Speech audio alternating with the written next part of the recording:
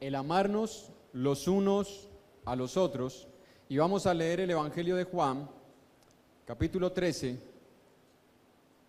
versículo 34. Y el versículo 35. Ahí está proyectado sobre el 34, vamos a leerlo también con el 35. Dice: un mandamiento nuevo les doy, que se amen unos a otros, como yo los he amado, que también se amen unos a otros. En esto, ¿en qué? En amarnos, ¿no? Unos a otros. En esto conocerán todos que son mis discípulos, si tuviereis amor los unos con los otros. Vamos a orar. Vamos a pedirle la dirección a nuestro Dios y luego vamos a estar meditando en este pasaje y en otros más. Oremos. Glorioso y eterno Señor, bendito y alabado siempre será tu nombre. Aun cuando los seres humanos dejaran, Señor, de elevar acciones de gracias, elevar oraciones de gratitud, de honra y de gloria para ti, Señor, tú no lo necesitas, Padre, porque tú eres suficiente para todo. Los ángeles que tienes te adoran día y noche. Los animales reconocen tu poder y tu grandeza. Y aún, Señor, toda la creación fue creada para tu gloria y honra. Así que nosotros deseamos, Señor, unirnos a eso que toda la creación rinde ante ti, alabanza y adoración, y suplicar en esta mañana tu guía y tu dirección para que a través de tu palabra tú sigas formando, Señor, el carácter de tu Hijo en nuestras vidas. Háblanos, por favor, y ayúdanos a entender cuál es el propósito por el cual no solamente, Señor, nos has permitido vivir, sino que nos has añadido a tu reino, a ese reino eterno que un día se prolongará allá en tu gloria, en tu presencia, Señor, pero que ahora nos estamos formando y preparando para ese encuentro celestial contigo. Ayúdanos pues, Señor, para que seamos buenos discípulos, aquellos que le manifiesten al mundo lo que realmente ahora somos, hijos de un Dios lleno de amor, hijos de un Dios santo, misericordioso, que mostró su amor y su compasión no solo de palabras, sino enviando a su único Hijo a morir por hombres y mujeres pecadores y pecadoras, para que su justicia fuese satisfecha y el hombre llegase a ser redimido. Por eso alabamos y glorificamos tu nombre y te damos gracias, pidiendo siempre tu guía y tu dirección para todo lo que digamos, para todo lo que escuchemos, a fin de que seamos oidores y hacedores de aquello que es solamente tu voluntad. Por medio de Jesús, en su nombre oramos para tu gloria y honra. Amén. Yo sé, hermanos, que hablar de este tema para muchos puede ser algo muy ya conocido. En una ocasión un hermano, cuando se iba a hablar de este tema, decía: vamos a darles un recalentado. Bueno, yo no creo que la palabra sea así, un recalentado, porque la palabra es viva y eficaz. Y cada palabra que sale de la boca de Dios siempre, hermanos, tiene un propósito para nuestras vidas, aún cuando nosotros la hayamos escuchado muchas veces. Antes de iniciar con el tema, hermanos, quiero contarles una historia, antes de iniciar, que nos puede llevar a meditar lo que significa para nosotros amar cuando las cosas son difíciles, cuando estamos sufriendo, cuando estamos teniendo dificultades, cuando tal vez nuestras relaciones con los demás se hacen un poco complicadas. En una ocasión cuenta que había un hombre que estaba construyendo en un tercer piso. Terminó de pegar los ladrillos que necesitaba, pero le quedó una gran cantidad de ladrillos en el tercer piso. Entonces él comenzó a bajarlos de a 5, de a 6, de a 7, y después de unos 5 viajes se dio cuenta que todavía habían demasiados ladrillos. Entonces él pensó y dijo: bueno, me voy a cansar más, ya sé qué voy a hacer. Consiguió un balde, lo amarró a una soga, organizó una polea hasta el tercer piso y dijo: en ese balde voy a empezar a bajar los ladrillos, más cantidad y me queda más fácil. Así que amarró el balde, subió el balde con la soga y amarró la soga a una varilla que estaba pegada en el primer piso. subió, llenó el balde de ladrillos hasta el tope para ahorrarse así viajes, bajó.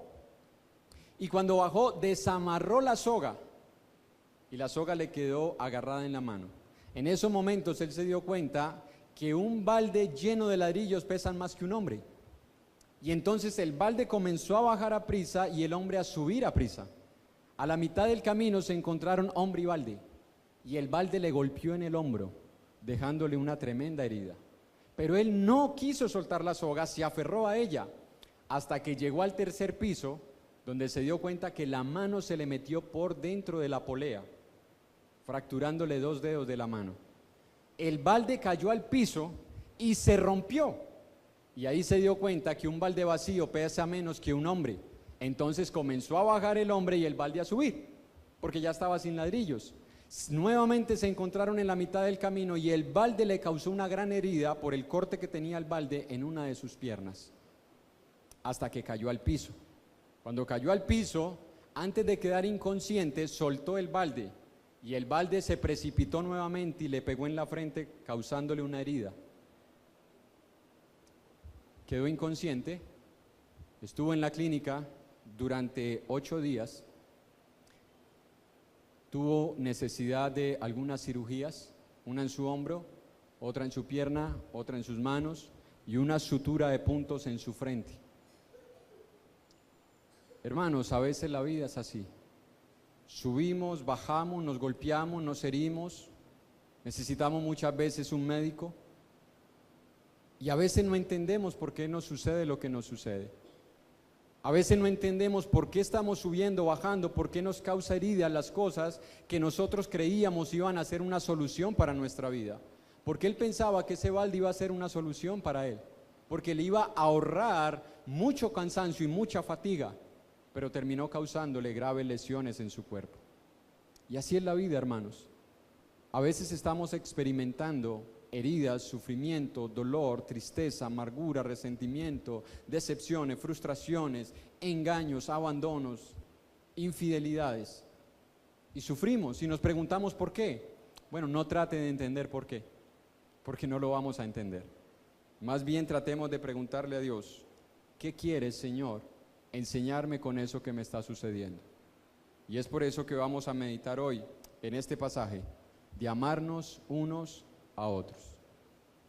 Si usted escuchó el versículo 35 o siguió la lectura, dice el Señor: en esto conocerán todos que son mis discípulos, si tuvieseis amor los unos con los otros.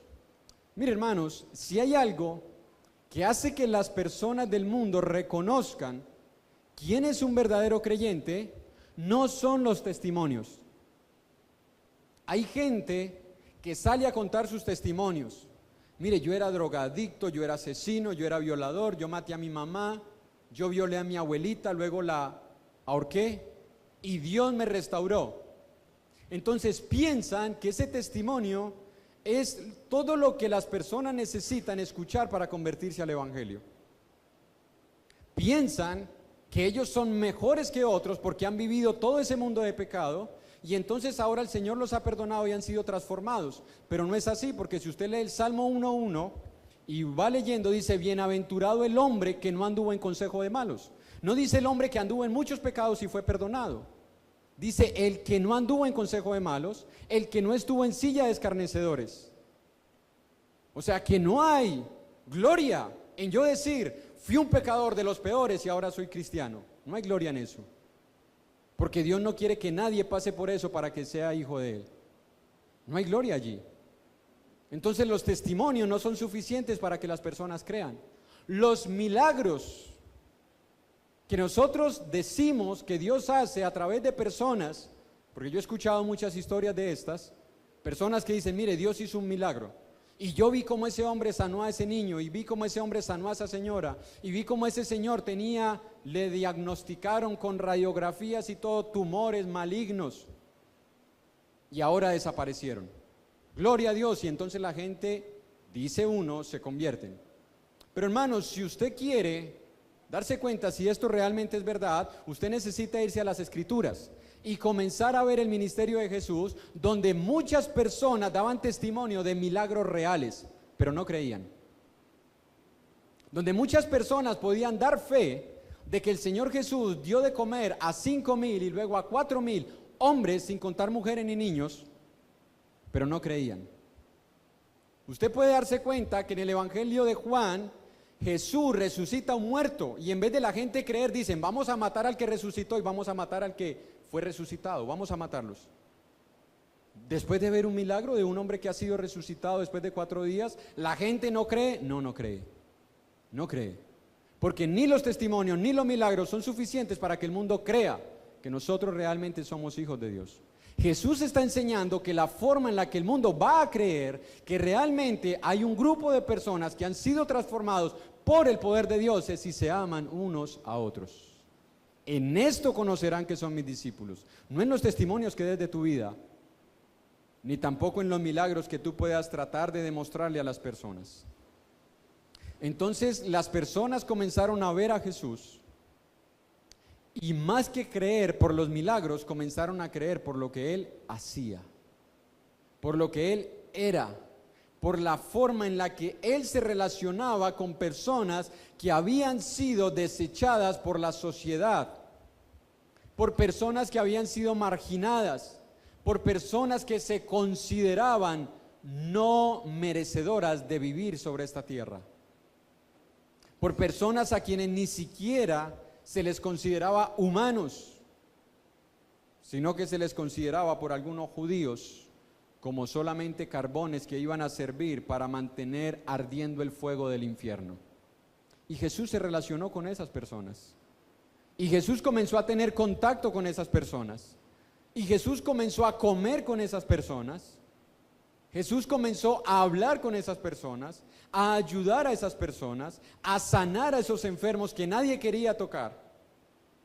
Sanó a un leproso que nadie quería tocar, a una mujer que tenía un flujo de sangre que dentro de la ley, aquel que la tocara quedaba inmundo por 7 días y tenía que salir.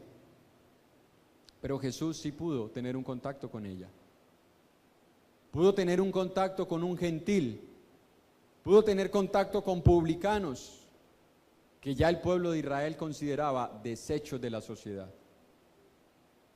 La gente comenzó a creer en Jesús, no por los milagros que hacía, sino por las obras de amor que se manifestaban en su vida. Así que si nosotros realmente, hermanos, queremos que el mundo sea convencido de que la solución al problema del hombre, de su condición moral corrupta, de su condición egoísta, soberbia, orgullosa, pecaminosa, degradada, inmoral. Hermano, no es que tú y yo salgamos a decir todo lo que Dios ha hecho conmigo. No es que tú y yo salgamos a decir que hizo un milagro en mi familia. Necesitamos manifestar amor los unos por los otros. Esa es la forma en la que el mundo va a creer que realmente Cristo es la solución al problema del mundo. No la solución a un problema económico, no la solución a un problema de enfermedad, no la solución a un problema matrimonial, que Cristo es la solución al problema del hombre que vive en pecado y condenado por su propio pecado. Cuando nosotros tengamos amor los unos por los otros. Vamos a ver unos ejemplos. Hoy vamos a ver uno. Dentro de 8 días, aprovechando que el hermano Juan Carlos no está, vamos a ver el segundo. En el Evangelio de Juan, capítulo 14, porque al hermano le correspondía dentro de 8 días, así que voy a tomar su lugar para que partamos esta meditación en 2 partes. En el Evangelio de Juan, capítulo 4, versículo 1 al 9, tenemos un primer ejemplo, donde dice la Escritura: cuando pues el Señor entendió que los fariseos habían oído decir que Jesús hace y bautiza más discípulos que Juan, aunque Jesús no bautizaba sino sus discípulos, salió de Judea y se fue otra vez a Galilea, y le era necesario pasar por Samaria. Vino pues a una ciudad de Samaria llamada Sicar, junto a la heredad que Jacob dio a su hijo José, y estaba allí el pozo de Jacob. Entonces Jesús, cansado del camino, se sentó así junto al pozo. Era como la hora sexta. Vino una mujer de Samaria a sacar agua, y Jesús le dijo: dame de beber. Pues sus discípulos habían ido a la ciudad a comprar de comer. La mujer samaritana le dijo: ¿cómo tú, siendo judío, me pides a mí de beber, que soy mujer samaritana? Porque judíos y samaritanos no se tratan entre sí. Hermano, si usted ha leído esta historia, usted se va a dar cuenta que hay una gran rivalidad entre estos dos grupos de personas, judíos y samaritanos. Dice la Escritura, no se trataban entre sí. Hermanos, y eso no era un formulismo, eso no era algo paradójico o parabólico, eso era una realidad, eso era literal. No querían tener ningún trato entre ellos dos. Lo particular y lo curioso es que los dos venían de las 12 tribus de Israel.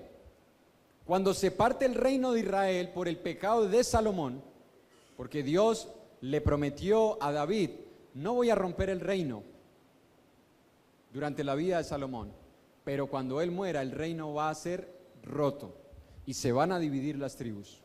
Y se dividieron. Entonces se queda una de las tribus, o dos de las tribus, perdón, se quedan en un lugar que son los de Manasés y los de Efraín. Media tribu de Manasés se queda en Samaria, y la tribu completa de Efraín, con algunos sacerdotes levitas, se quedaron en esa región del monte Gerizim, que fue el monte donde Dios le habló a Moisés. Y por eso es que ella le dice: ustedes dicen que es en Jerusalén, pero a nosotros los padres nos enseñaron que era en este monte, porque aquí fue donde Dios le habló a Moisés. Entonces este grupo se queda allí, pero estas regiones son cautivadas o llevadas cautivas por el reino babilónico, y luego el reino babilónico es cautivo por el reino asirio. En el año 575 el rey de Asiria decide colonizar Samaria, trayendo gente de pueblos paganos extranjeros, porque querían erradicar a los judíos. Entonces se trae un poco de gente para estos lugares, pero los judíos siguen allí. La media tribu de Manasés y la tribu de Efraín se quedan allí. ¿Qué sucede? Se mezclan. Entonces dice el rey de Asiria: bueno, ya esta gente se mezcló, esta gente no quiere adorar a los dioses paganos, sino que quiere seguir adorando al Dios de Israel, pero los que han venido de otros pueblos no conocen nada del Dios de Israel. Entonces decide tomar un sacerdote del pueblo de Israel, de las otras 10 tribus que también estaban cautivos, y traerlo para el monte Gerizim, la región de Samaria, para que les enseñe la ley. Por eso esa gente tenía conocimiento de la ley de los profetas, pero se mezclaron. Por haberse mezclado, los judíos consideraban que los samaritanos, que también eran sus hermanos, habían contaminado su sangre, el linaje, y por eso no se trataban entre sí. Samaria también se convirtió en un lugar donde se refugiaban los criminales de Israel. Vamos a Josué, capítulo 20. Josué, capítulo 20. Usted va a encontrar en qué se convirtió la región de Samaria. Josué capítulo 20, versículo 7 primeramente.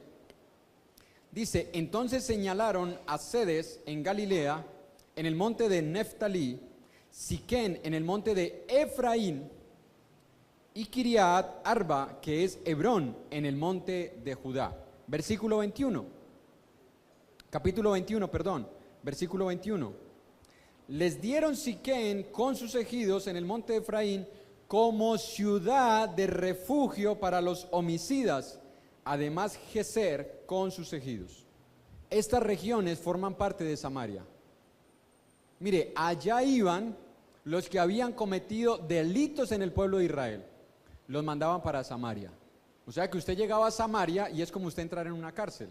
Violadores, asesinos, parricidas, matricidas, ladrones. Era difícil la convivencia en un lugar donde todos los que estaban allá habían sido homicidas o criminales. Pero en eso se convirtió Samaria. Entonces, ¿qué pasaba con los judíos? Los judíos preferían tomar una ruta que les demoraba casi un día más de camino. Ponga la siguiente diapositiva, hermano, para que usted tenga una pequeña idea de qué prefería ser un judío. Si alcanza a notar, aquí está Judea y allá está Galilea. Para llegar más rápidamente de Judea a Galilea, usted debía atravesar Samaria.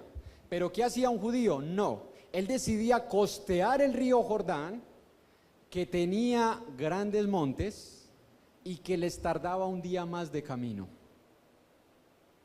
Prefería demorarse un judío un día más que tener que pasar por un pueblo como estos, porque no querían contaminarse.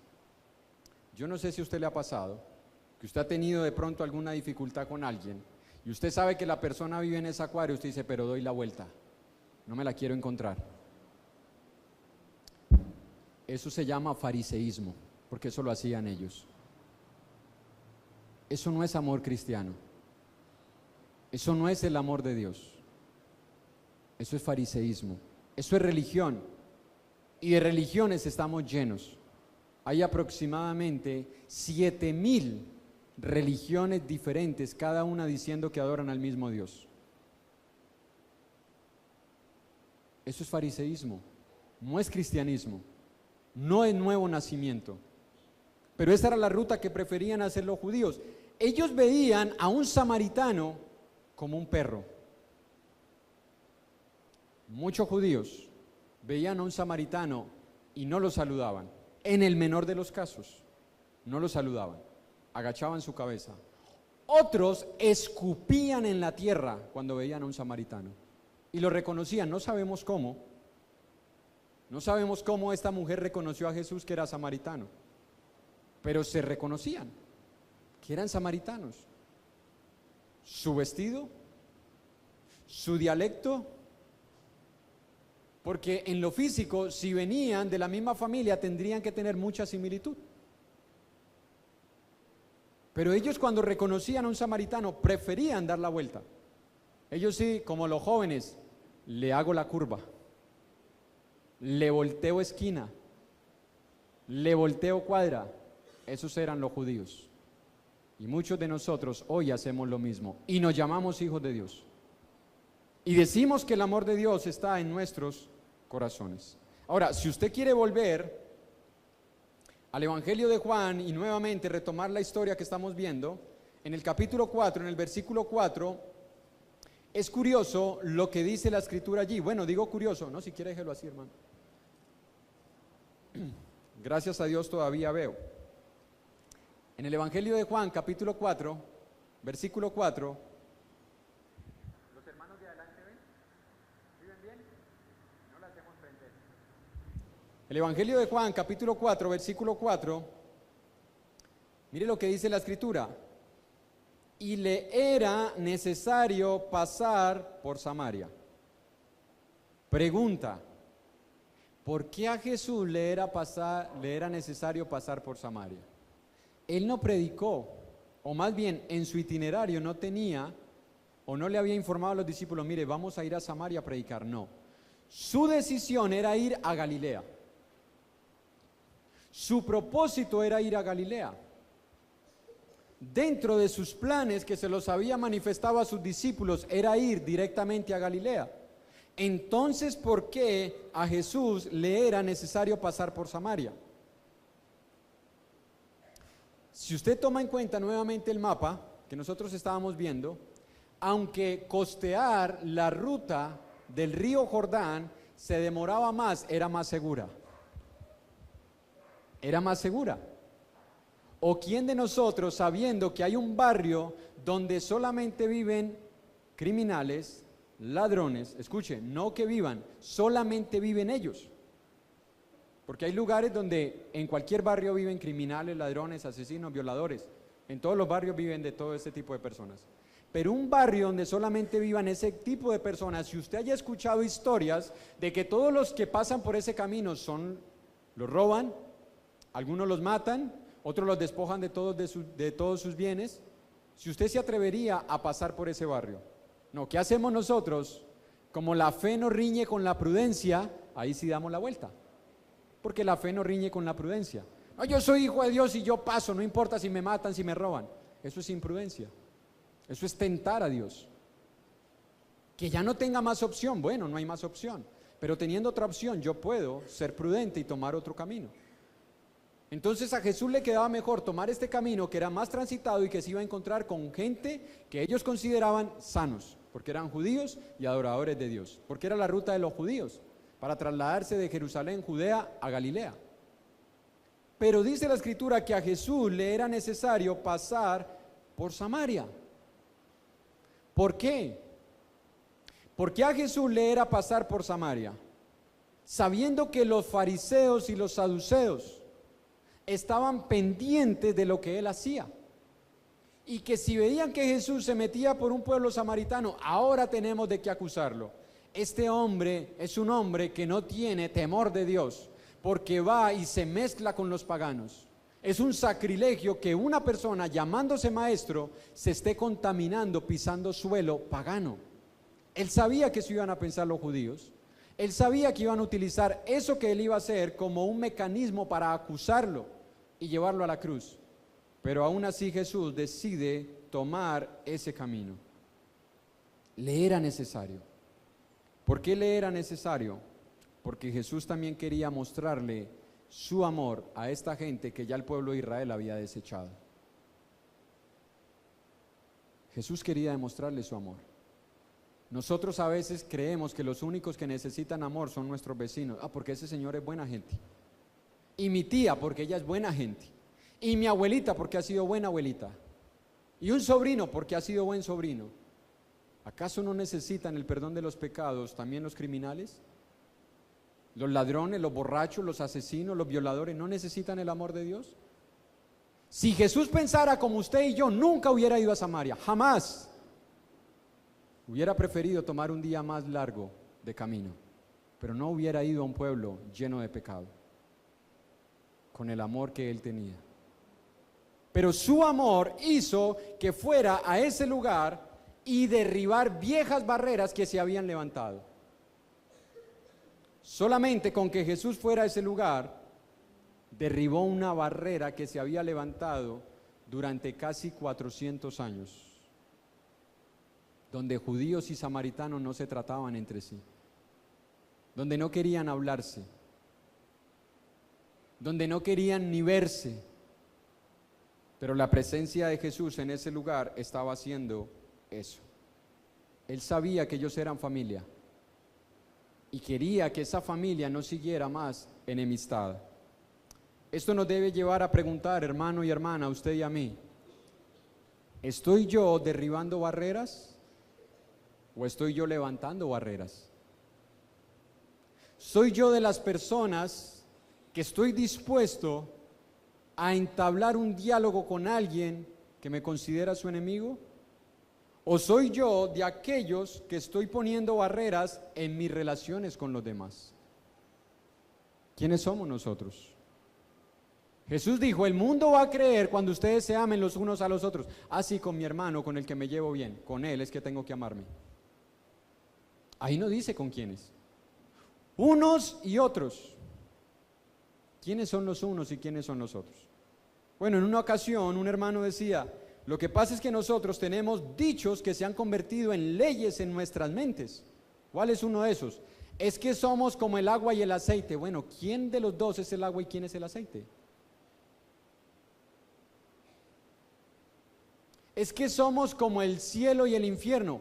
Bueno, ¿cuál de los dos es el cielo y cuál de los dos es el infierno? Porque en uno de los dos lugares tenemos que encajar nosotros, para decir que esa es la razón por la cual no podemos tener buenas relaciones. Pensemos en esta mañana, hermanos. Piense. Si quiere hacer el ejercicio, piénselo. ¿Con qué personas usted hoy está separado por barreras que se han levantado? ¿Que levantó él, que levantó usted o que levantaron las circunstancias? Piense, hermano. ¿Con qué personas usted se encuentra enemistado? Puede ser por una ofensa. Puede ser por algo que te hayan dicho, que te hayan hecho. Puede ser que te hayan causado un gran daño. Puede ser que te hayan defraudado. Puede ser que nos hayan decepcionado. Puede ser que nos hayan abandonado. Puede ser que nos hayan herido. Y alegamos: hermano, es que lo que me hizo, si usted lo supiera, hermano, usted entendería por qué yo no quiero volver a ver a esa persona. ¿Qué tiene que ver eso con el amor de Dios? Es que usted no entiende, hermano, yo he tratado, pero la persona no quiere. ¿Qué tiene que ver eso con amarnos unos a otros? Nosotros terminamos diciéndole a Dios, Señor, tú te equivocaste, porque sí hay personas con las cuales es imposible que yo pueda tener un acercamiento. Jesús no, Jesús pensaba diferente.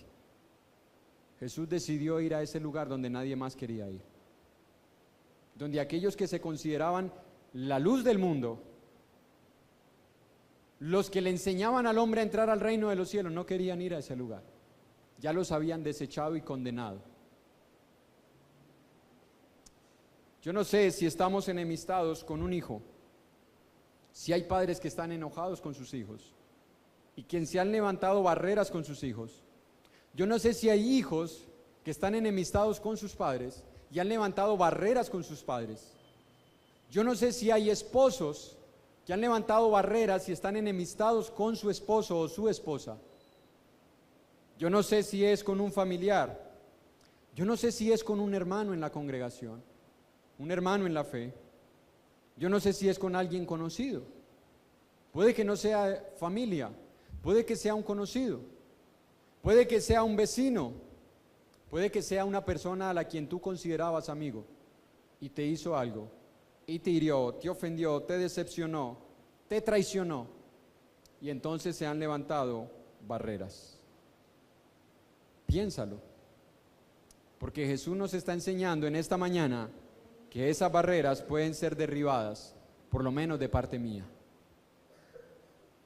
Que el amor que Él mostró es capaz de tomar la iniciativa y está dispuesto a pasar por alto la ofensa que el otro me haya hecho. Porque eso hizo Jesús.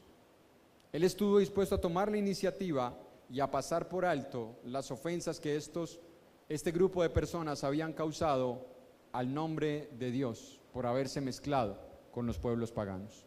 ¿Qué nos dice la primera de Pedro, capítulo 4, versículo 8?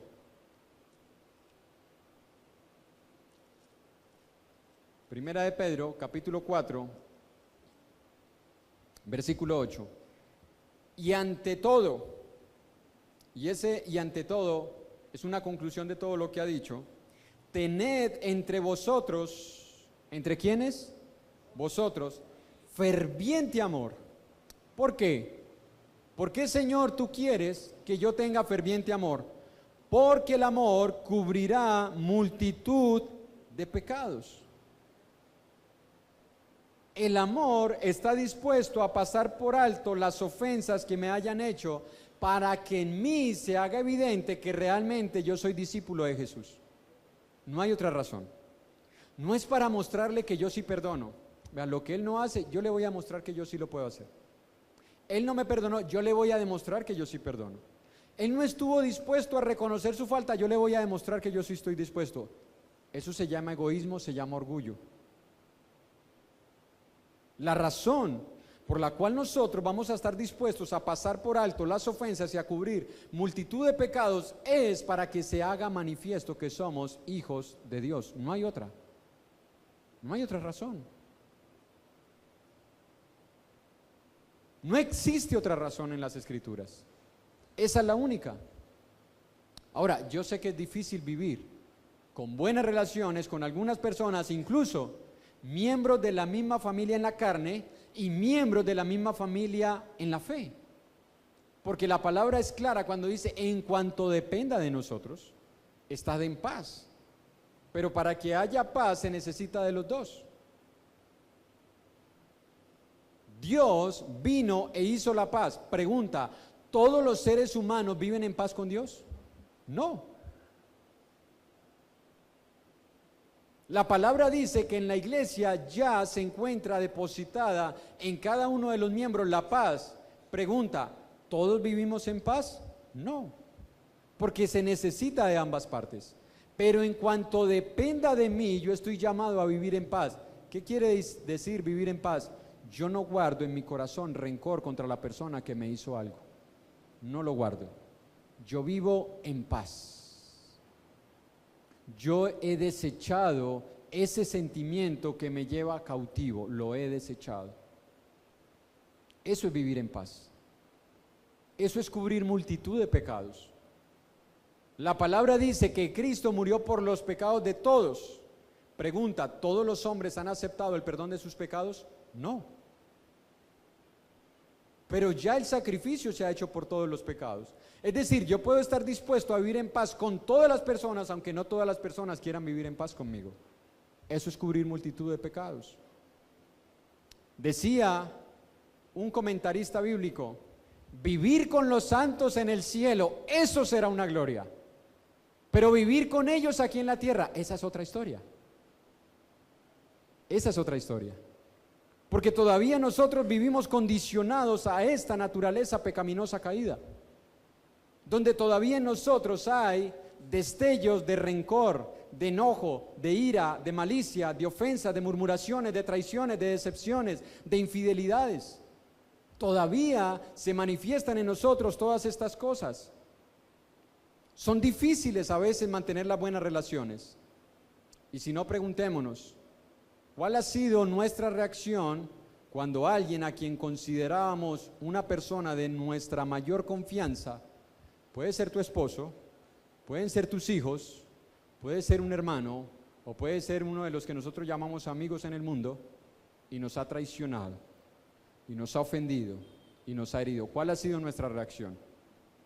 También nos enojamos, porque todavía vivimos en esta carne, y nos enemistamos, y nos frustramos, y en algunas ocasiones comenzamos a guardar resentimientos. En otras ocasiones divulgamos la falta del otro a todos, porque quiero que todos sepan lo que me hizo. En otras ocasiones guardamos el resentimiento y no le decimos nada a la persona, pero aquí está creciendo algo que la palabra describe como raíces de amargura, que comienzan a crecer y comienzan a contaminar a muchos, comenzando por mi propia casa. El pueblo de Israel caía en ese pecado. El pueblo de Israel iba, adoraba a Dios, escuchaba la ley, tenía comunión unos con otros, y luego dice la Escritura, pero se iban a sus tiendas a murmurar. Después de decir que tenían comunión unos con otros, se iban con toda su familia a murmurar, a hablar mal de lo que se hizo, lo que no se hizo, lo que se dijo, lo que no se dijo. Hermanos, todavía vivimos en esa condición carnal. Y es difícil a veces despojarnos de ellos, pero ¿cuántos de nosotros no lo hemos hecho? ¿Cuántos de nosotros no hemos hecho primero pagar al ofensor antes de perdonarlo? No, yo hasta que no lo vea realmente humillado, arrepentido, me perdonan la expresión, como una cucaracha, como un gusano revolcándose en la sal, no lo perdono. ¿Cuántos no lo hemos hecho? Porque vivimos todavía, hermanos, sujetos a eso. Esto, en muchas ocasiones nosotros decimos, me falta, hermano, desarrollar el perdón. La palabra dice, no, te falta llenura del Espíritu Santo. El problema no es de falta de perdón, el problema es de la ausencia del Espíritu Santo en nosotros. En 1 Corintios capítulo 13, versículo 4, un pasaje que usted y yo conocemos bastante. 1 Corintios capítulo 13, versículo 4. Y ahí hay una pequeña, ahí está casi que resumido. Ese pasaje, 1 Corintios 13, 4 al 8, dice, el amor es sufrido, es benigno, no tiene envidia, no es jactancioso, no se envanece, no hace nada indebido, no busca lo suyo, escuche esta, no se irrita, no guarda rencor, no se goza de la injusticia, se goza de la verdad, todo lo sufre, todo lo cree, todo lo espera, todo lo soporta. El amor nunca deja de ser. Así que mi falta de perdón no es falta de perdón, es falta de llenura del Espíritu Santo. Porque el Espíritu Santo se nos fue dado para que nosotros pudiésemos desarrollar todas estas cosas. Si usted de los que dice, no lo soporto más, hay dos cosas. Una, usted todavía no ha crecido en el Señor. O dos, usted no tiene el Espíritu Santo. Hermano, ¿me está diciendo usted a mí que yo no soy salvo? No, no le estoy diciendo eso. Le estoy diciendo que reflexione en sus palabras para que mire lo que la palabra dice y entonces usted pueda examinar su propia vida y darse cuenta si realmente en usted mora el Espíritu Santo. Porque si el Espíritu Santo mora en nosotros, la palabra dice que el amor todo lo soporta, que el amor no guarda rencor, que el amor no se irrita, que el amor todo lo sufre. Hermanos, nosotros podemos salir a predicarle a las personas, conviértanse al Evangelio, y llegan, pero comienzan a ver cómo murmuramos los unos de los otros, cómo nos irritamos los unos a los otros, cómo hablamos los unos de los otros, cómo decimos que tenemos algo contra un hermano después de 1 año, 2 años, 3 años. Hermano, es que ese hermano hace como 5 años me hizo esto. 5 años. Tú dándole lugar al diablo. Porque un rencor es darle lugar al diablo. 5 años acostándome y levantándome con él. 5 años viniendo a adorar a Dios, dándole lugar al diablo. Mujeres que sus maridos las han decepcionado o sus esposas los han traicionado, y allí está el rencor, guardado durante muchos años. Eso no es amor los unos por los otros. Eso es egoísmo. Eso es carne, carne, carne y de la barata. Ni siquiera de la cara. Si yo no estoy dispuesto a perdonar, es porque posiblemente en mí no están las fuerzas de Dios para hacerlo. En Romanos capítulo 5, versículo 8 al 10, mira de qué tamaño es el amor que Dios nos ha dado a nosotros. Romanos 5, 8 al 10. Mas Dios muestra, mira, el amor se debe mostrar, no solamente hablar. Eso no es, hermano, lo llevo en mi corazón, lo llevo en mis pensamientos. No, mas Dios muestra, porque el amor se debe hacer evidente. Muestra su amor para con nosotros en que siendo aún pecadores, ¿qué éramos nosotros? ¿Santas palomas? ¿Usted se sale de ese ambiente de pecador? Hermano, yo soy cristiano desde chiquito. Qué bueno que con los niños se está estudiando este tema, para que ellos entiendan en qué condición se encuentra el hombre, niño o adulto delante de Dios. Siendo aún pecadores, Cristo murió por ti y por mí. Pues mucho más, estando ya justificados en su sangre, por él seremos salvos de la ira. Porque si siendo, ¿qué éramos? Enemigos, fuimos reconciliados con Dios por la muerte de su Hijo, mucho más, estando reconciliados, seremos salvos por su vida. Dios quiere que yo primero mire de qué tamaño es el amor que Él ha puesto en nuestros corazones. Dios dice, el amor que yo he puesto en ti es el mismo amor que me movió a mí a enviar a mi Hijo a que muriera por ti, que eras un pecador, que eras mi enemigo. Ese es mi amor. Ese es el amor que yo quiero que tú tengas para con tu prójimo. Ese amor que está dispuesto a tomar la iniciativa. Ese amor que está dispuesto a pasar por alto las faltas y las ofensas. Ese es el amor que Dios tiene para con nosotros. Así que cuando volvemos a la historia de Jesús y la mujer samaritana que dice que le era necesario pasar por Samaria, la razón que Jesús tenía para pasar por esa región era cumplir con una cita divina establecida previamente por el plan soberano de Dios. Que Jesús se encontrara en ese lugar y a esa hora, que no sabemos a qué hora era. Algunos dicen al mediodía. Bueno, el mediodía tiene muchas formas de interpretarlo. Mediodía nosotros decimos de 12 a 2. Eso es mediodía. ¿Usted a qué horas almuerza? A mediodía. ¿A qué horas almorzó? A las 2. Es mediodía.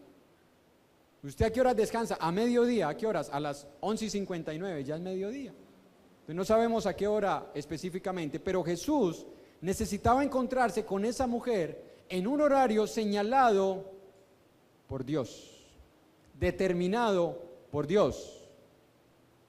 todo establecido, organizado por la soberanía de Dios para la gloria de Dios. Una pregunta que usted debe hacerse: ¿quién llegó primero, el hombre o la mujer? ¿Primero la mujer o Jesús? Hermano, Jesús siempre llega primero. Por eso la idea, busque de Dios. Yo trato de entenderla y trato de darle una interpretación de que se acerque a Dios, pero realmente es Dios quien se acerca a nosotros. Y Jesús lo dijo en estas palabras en el Evangelio de Juan capítulo 10: nadie puede venir al Padre sino por mí, y nadie puede venir a mí si el Padre no lo trae. O sea, buscar de Dios y creer que lo vamos a encontrar es imposible, a menos que Dios tome la iniciativa, y Jesús tomó la iniciativa. Hermano y hermana, si tú tienes en tu corazón una amargura, un rencor guardado contra alguien, Jesús te dice: toma la iniciativa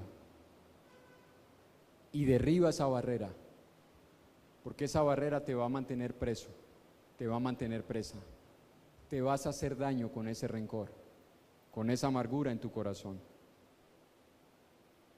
Jesús siempre quiere que nosotros tomemos la iniciativa, y Él tiene la iniciativa para encontrarse cada día con nosotros. Cada mañana nos espera, cada noche nos espera, cada primer día de la semana desea que su iglesia se congregue. Él siempre toma la iniciativa en nuestras vidas. En esa escena que nosotros vemos en Juan capítulo 4,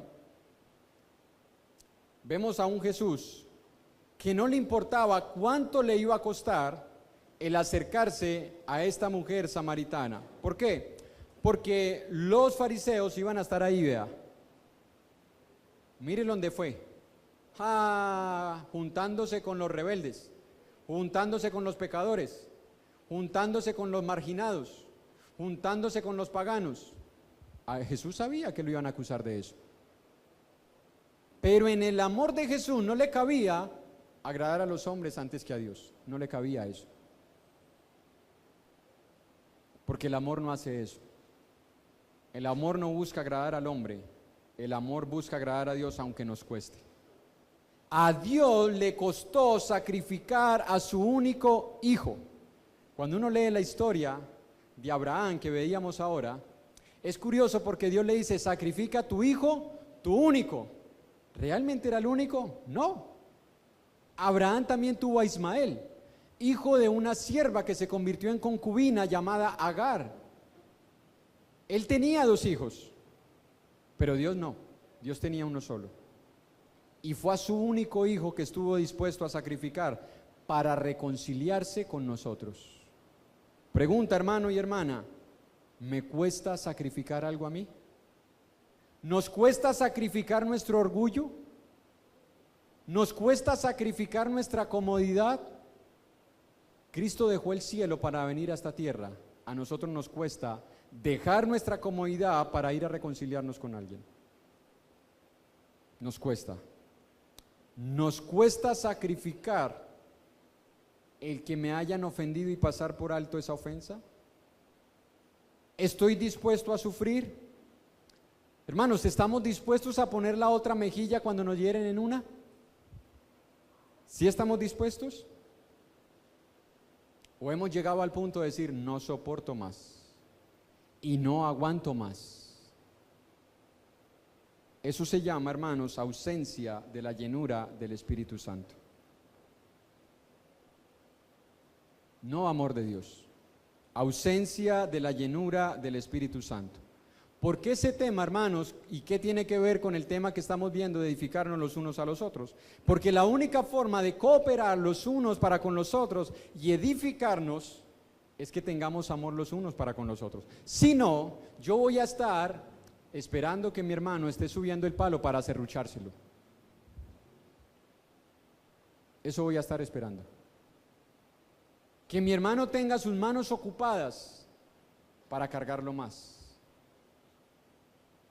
Que mi hermano se esté esforzando para hacerle sentir mal, para decirle que el esfuerzo que él hace no sirve, que no vale. para murmurar de Él, para hablar de Él. Porque eso somos nosotros lastimosamente. Estamos viendo a alguien ocupado, trabajando, esforzándose y estamos criticando lo que hace. Una historia que ya la conté en otras ocasiones, no sé si usted la recuerda. Dice que en una ocasión un hombre estaba pintando la cúpula de una iglesia de aproximadamente 20 metros de altura. Estaba solo, así que lo único que pudo hacer fue amarrar una soga, cogerse de la soga con una mano, y con la otra mano tenía metido el balde de la pintura agarrado el pantalón, y con una mano metía la brocha y pintaba, y con la otra mano agarrada. Había un hombre abajo desde hace media hora viéndolo pintar, y después de media hora no aguantó más y le dijo: vea, eso le está quedando mal pintado. Allá quedó un conejo, acá quedó otro conejo, usted no está haciendo bien el trabajo, está desperdiciando la pintura, está salpicando el piso. Así que el hombre decidió soltar la cuerda que tenía atada y comenzar a deslizarse. Cuando llegó al suelo le pasó la cuerda, la pintura y la brocha y le dijo: por favor, enséñeme cómo se hace. Enséñame. No me critiques solamente, enséñame cómo se hace. Mano, no nos vamos a poder edificar unos a otros si no tenemos amor unos por otros. Porque no vamos a ayudar a aquel que está trabajando. Vamos a querer destruir lo que él está haciendo. En vez de pasar por alto, si me ha hecho una ofensa, nosotros vamos a estar dispuestos a destruirle, a acusarle y a ver todo lo malo que hace con el único propósito de destruir su reputación. Si nosotros queremos cooperar con la edificación, comenzando desde nuestra casa, porque triste y lastimosamente a veces eso comienza en casa, hablar mal del esposo, de la esposa, de los hijos de los padres, de los hermanos en la fe, dentro del mismo hogar. Si queremos cooperar con la edificación desde mi casa, para con mi esposa, para con mis hijos o para con tus padres, para con mis hermanos, para con los ministerios, para con el evangelismo, para con la benevolencia, para con la confraternidad, para con la comunión, necesitamos, hermanos, desarrollar el amor unos con otros. Necesitamos estar llenos del amor de Dios. De otra manera, solo tendremos una religión como las miles que existen, hermanos. Cuando nosotros decimos: bueno, es que yo amo al que me ama. En una ocasión Jesús, conociendo esto, en Mateo capítulo 5 dice: si amas a los que te aman, ¿qué mérito tenéis? Los paganos, los incrédulos hacen eso. Si prestas a los que piensas que te van a devolver, ¿qué mérito tienes? Los paganos hacen eso. Si saludas al que te saluda, ¿y qué? ¿Qué haces de mal? Los paganos hacen eso. Y usted conoce ateos, incrédulos, borrachos, ladrones que aman a sus hijos, que saludan a sus amigos, que se hacen favores entre ellos. Jesús dice: estás haciendo lo mismo que hace el mundo. El verdadero amor es aquel que está dispuesto a amar a aquel a quien nosotros consideramos que no merece ser amado. Ese es el verdadero amor. El amor de Dios no busca su propio bien. El amor de Dios no rehúsa sacrificar nada.